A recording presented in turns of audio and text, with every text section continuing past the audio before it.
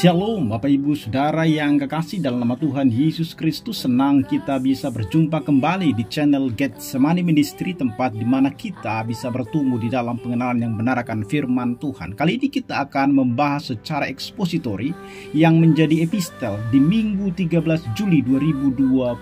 Sebelumnya mari kita berdoa. Bapa di dalam sorga, bukalah mata rohani kami supaya kami dapat mengerti dan melihat segala keajaiban daripada Taurat-Mu, dan supaya kami mengerti apa yang Engkau kehendaki di dalam kehidupan kami. Dalam Kristus Yesus kami berdoa. Amin. Firman Tuhan bagi kita diambil dari surat Rasul Paulus kepada jemaat di Efesus, pasalnya yang ke-6, ayat 21 sampai dengan 24. Demikian firman Tuhan. Supaya kamu juga mengetahui keadaan dan hal ihwalku, maka Tikhikus, saudara kita yang kekasih dan pelayan yang setia di dalam Tuhan, akan memberitahukan semuanya kepada kamu. Dengan maksud inilah ia kusuruh kepadamu, supaya kamu tahu hal ihwal kami, dan supaya ia menghibur hatimu. Damai sejahtera dan kasih dengan iman dari Allah Bapa dan dari Tuhan Yesus Kristus menyertai sekalian saudara. Kasih karunia menyertai semua orang yang mengasihi Tuhan kita Yesus Kristus dengan kasih yang tidak binasa. Demikian firman Tuhan.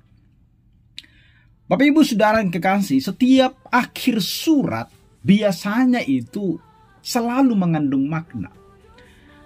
Di dalam surat-surat umum yang kita lihat, kadang-kala dia menunjukkan atau seringnya dia menunjukkan bahwa di dalamnya itu ada kerinduan, ada penegasan, dan ada harapan terakhir yang ingin disampaikan sebelum kata penutup. Sama seperti seseorang yang akan berpisah dengan orang yang dikasihinya, ia tidak akan berkata sembarangan. Ia akan memilih kata-kata yang paling penting, yang ingin terus diingat dan yang bisa meneguhkan di tengah ketidakhadirannya. Demikian juga Paulus saat mengakhiri surat Efesus ini, setelah menulis kebenaran-kebenaran besar tentang keselamatan oleh kasih karunia dan tentang identitas baru di dalam Kristus, juga tentang kehidupan Kristen yang dipenuhi Roh Kudus dan berjuang dalam peperangan rohani, Paulus tidak hanya mengucapkan salam penutup. Dalam 4 ayat terakhir ini tampak jelas bahwa Paulus tidak sekedar menyampaikan salam, melainkan dia menyampaikan harapan spiritual yang dalam bagi gereja. Bagian ini menekankan pentingnya komunikasi, penguatan komunitas, dan berkat rohani yang menjadi pondasi iman kekristenan. Kita akan merenungkan 3 aspek penting dari bagian penutup ini. Yang pertama adalah teladan Tikhikus, yaitu kesetiaan yang menguatkan jemaat, ayat 21 sampai dengan ayat yang ke-22. Paulus menyebut Tikhikus sebagai saudara yang kekasih dan pelayan yang setia di dalam Tuhan. Ini bukanlah sekedar pujian kosong, melainkan pengakuan terhadap karakter dan kontribusi seseorang yang selama ini bekerja di balik layar. Tikhikus adalah rekan seperjalanan Paulus dalam misi. Dia juga disebutkan dalam Kisah Para Rasul 20 ayat 4 dan Kolose 4 ayat 7. Sesungguhnya dia bukanlah tokoh yang besar seperti Petrus atau Yohanes, tetapi dia memiliki peran yang cukup vital. Ia dipercaya membawa surat Paulus dan menjadi wakil yang akan menjelaskan kondisi Paulus kepada jemaat. Dalam ayat 22, Paulus menegaskan bahwa ia mengutus Tikhikus bukan hanya untuk menyampaikan kabar, tetapi juga untuk menghibur hatimu, katanya. Pelayanan Tikhikus bukan sekedar menyampaikan informasi, tetapi membawa penghiburan, penguatan, dan kehadiran kasih kepada jemaat yang merindukan kabar dari rasul yang sedang dipenjara. Ini menunjukkan bahwa pelayanan kekristenan tidak hanya berbicara soal mimbar dan pengajaran-pengajaran saja, tetapi juga perhatian personal, ada dukungan emosional, dan kehadiran yang bermakna dan menguatkan. Bagi gereja masa kini, Tikhikus adalah contoh dari pelayan yang setia. Ia tidak mencari nama, tetapi menjalankan tugas dari Tuhan dengan penuh tanggung jawab. Dia tidak mencari pujian dan kemuliaan untuk dirinya. Di dalam era yang sangat menonjolkan pencapaian pribadi dan pengaruh publik saat ini, kita perlu lebih banyak orang seperti Tikhikus yang dengan tenang dan tekun menguatkan tubuh Kristus dari dalam. Kita sulit menemukan orang-orang seperti itu sekarang. Orang lebih suka ketika dia tampil di depan, menarik pujian, perhatian untuk dirinya. tapi Tikhikus berbeda. Mari kita meneladani Tikhikus ini. Yang kedua, Bapak Ibu Saudara, berkat damai, kasih dan iman dari Allah. Ayat yang ke-23. Di ayat 23 memuat sebuah berkat yang dalam dan penuh makna. Damai sejahtera dan kasih dengan iman dari Allah Bapa dan dari Tuhan Yesus Kristus menyertai sekalian saudara. Paulus tidak main-main dengan kata-kata ini. Ia tidak menutup surat dengan motivasi kosong, tetapi dengan anugerah rohani yang nyata yang menjadi kebutuhan utama setiap orang percaya. Damai sejahtera di sini bukan sekedar kedamaian psikologis atau tidak adanya konflik.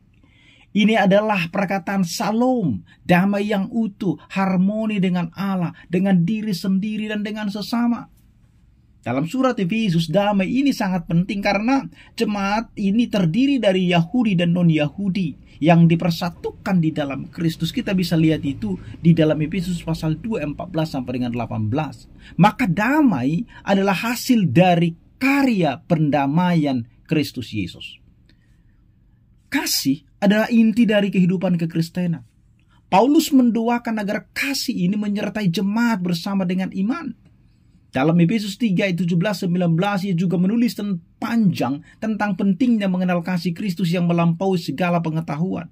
Kasih ini bukan hasil usaha manusia, tetapi itu pemberian dari Allah yang diterima dan diwujudkan dalam komunitas. Dan kemudian iman yang menjadi saluran di mana damai dan kasih itu dialami. Tanpa iman, semua berkat rohani itu tetap asing bagi kita. Iman bukan sekedar percaya kepada fakta tentang Tuhan, melainkan mempercayakan hidup sepenuhnya kepadanya. Dan berkat itu berasal dari Allah Bapa dan Tuhan Yesus Kristus. Paulus sekali lagi menegaskan bahwa sumber segala berkat adalah Allah Tritunggal, dan bahwa kasih dan damai adalah buah relasi yang hidup dengan Dia. Yang ketiga, Bapak Ibu Saudara, kasih yang tak binasa kepada Kristus. Ayat 24. Perkataan Paulus sungguh menyentuh. Dia mengatakan kasih karunia menyertai semua orang yang mengasihi Tuhan kita Yesus Kristus dengan kasih yang tidak binasa. Kalimat ini memuat baik berkat anugerah maupun syarat tanggapan daripada hati manusia. Pertama-tama Paulus menyebut kasih karunia, yaitu anugerah Allah yang tidak layak kita terima, tetapi diberikan secara cuma-cuma dalam Kristus. Dalam seluruh surat Efesus, anugerah itu ditekankan.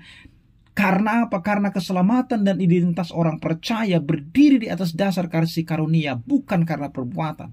Efesus 2, 8, 9 itu. Namun kasih karunia ini tidak datang kepada siapa saja secara otomatis. Paulus menyebut bahwa kasih karunia ini menyertai mereka yang mengasihi Tuhan kita Yesus Kristus dengan kasih yang tidak binasa. Di sini kita lihat tanggapan dari pihak manusia juga begitu penting. Mengasihi Yesus adalah tanda hidup dari orang yang sudah mengalami anugerah. Dan kasih itu bukan sembarang kasih, melainkan dikatakan di sana kasih yang tidak binasa. Dalam bahasa Yunani kata aptarsia, yaitu kasih yang kekal, murni, tidak terkorosi oleh keadaan, waktu, maupun kepentingan-kepentingan pribadi. Kasih seperti ini tidak muncul dari perasaan sesaat, tetapi dari kehidupan yang berakal dalam relasi yang dalam dengan Kristus. Inilah yang tantangan terbesar bagi orang percaya masa kini, untuk tetap mengasihi Yesus bukan hanya di masa nyaman, tetapi juga di tengah penderitaan, kebingungan, bahkan ketika jawaban doa belum terlihat. Bapak Ibu Saudaraku yang kekasih, ketika kita membaca 4 ayat penutup ini, sesungguhnya menunjukkan bahwa iman Kristen bukan hanya soal pengajaran teologis, tetapi juga bicara soal relasi, penghiburan, dan keberlangsungan kasih. Tikhikus menjadi teladan kesetiaan, berkat damai kasih, dan iman menjadi kekuatan rohani, dan kasih yang tidak binasa kepada Kristus adalah mahkota dari hidup orang percaya. Bagi kita hari ini, penutup surat Efesus menjadi pengingat bahwa iman tidak berhenti pada pemahaman, melainkan harus diwujudkan dalam kesetiaan, dalam kasih, dan dalam pengharapan yang bertahan sampai akhir. Dalam dunia yang penuh dengan pergeseran nilai dan godaan untuk hidup suam-suam kuku, marilah kita tetap mengasihi Yesus dengan kasih yang tidak binasa. Amin, kita berdoa. Tuhan Yesus, tolong kami untuk bukan hanya mengenal-Mu, tetapi mengasihi-Mu dengan kasih yang tidak binasa. Ajari kami setia dalam hal kecil, hidup dalam damai-Mu, dan berakar dalam kasih serta iman kepadamu. Kami mau hidup menurut jalan-Mu, bukan jalan kami sendiri. Dalam nama-Mu kami berdoa. Amin.